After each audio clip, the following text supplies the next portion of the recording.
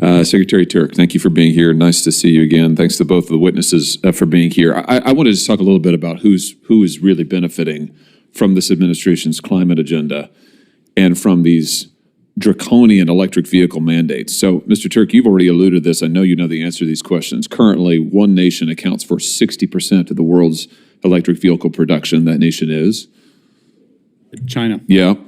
One nation accounts for 76% of the world's lithium-ion battery production. That nation is? China. Yet your administration, this president's administration, the mandates that you put in place require that 2/3 of our new vehicle sales in just the next 8 years, 2/3 of them, be electric vehicles. Your policies are driving us and our supply chains into the hands of our greatest geostrategic enemy, enriching them, enriching their government, while forcing Americans to pay for electric vehicles that on average cost $7,000 more on average than a traditional vehicle, are more expensive to repair and insure, require more frequent replacements of everything from tires to component parts. So, Mr. Turk, why is it good for the American worker that we force our supply chains to a country that's our greatest rival and adversary? And why is it good for the American consumer? So this is exactly why we're using all the tools that Congress gave us to diversify our supply chains, from the mining piece and especially the processing piece, which is where China really has a stranglehold.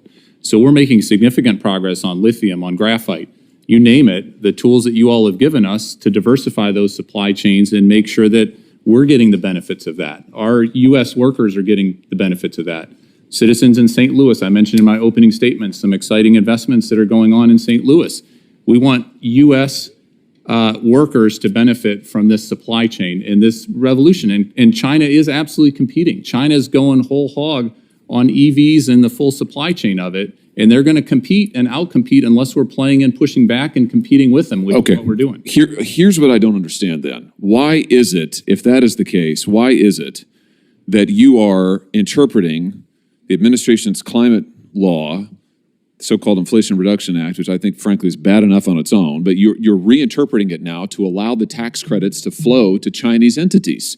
So now U.S. tax dollars are literally subsidizing Chinese battery makers. Why would we want to do that? Why would we want to not only give our adversary our supply chains and our jobs, but pay them to take them from us? Why does that make any sense? So I would argue, and certainly want to turn to my Deputy Secretary at Treasury, we are not doing that. How are you not? The fact that with the 30D tax credit, only 13 models qualify at this point. Now, we hope more diversification happens and more models qualify for that tax credit is a good data point that we take this very seriously, and we want to have these jobs in the U.S. But let me wait. I just want to stay with you, Mr. Turk, just because my time is so limited, and this is an important part. And the chairman's brought this up, and I'm glad that he has. This is really, really important. The Inflation Reduction Act, which I did not vote for, but nevertheless, the Inflation Reduction Act said clearly that China, if you are a foreign entity of concern, which includes China, you don't get the taxpayer subsidy. You don't get the 30D subsidy. You don't get the tax break. And yet your rule allows Chinese companies to get the tax break.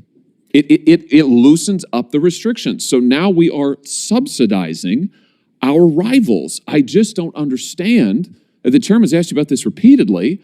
I don't understand why we would pay Chinese companies to outcompete us. So I would strongly disagree with that. I spent a lot of time working with the team, and we worked hand in hand with our Treasury colleagues on the FEOC, the Foreign Entity of Concern, the FEOC standards, and happy to go through the three prongs of that in particular in terms of what our proposal is on the table. Well, that's the problem, right? Is that the law, which again I didn't support, but the law says just no. It says no.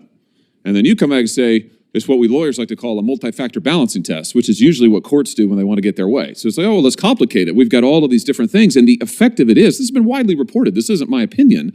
Everybody understands that what it does is it allows Chinese companies, so long as they're not set up within mainland China, but owned and controlled by China, they can now get the tax credit. I just don't understand why we would use our tax money to pay the Chinese to make these vehicles. So we're not. Only 13 models, again, have qualified for that 30D tax credit.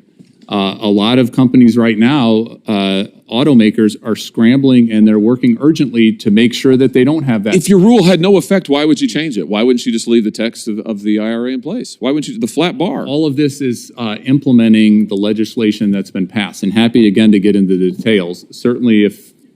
Last thing I've got, because my time's expired, I know other senators are waiting to ask questions, but this is important, just about the effect on American workers. Just looking at the news reporting on this, if Ford CEO says that EVs are going to require 40% less labor to produce than traditional cars.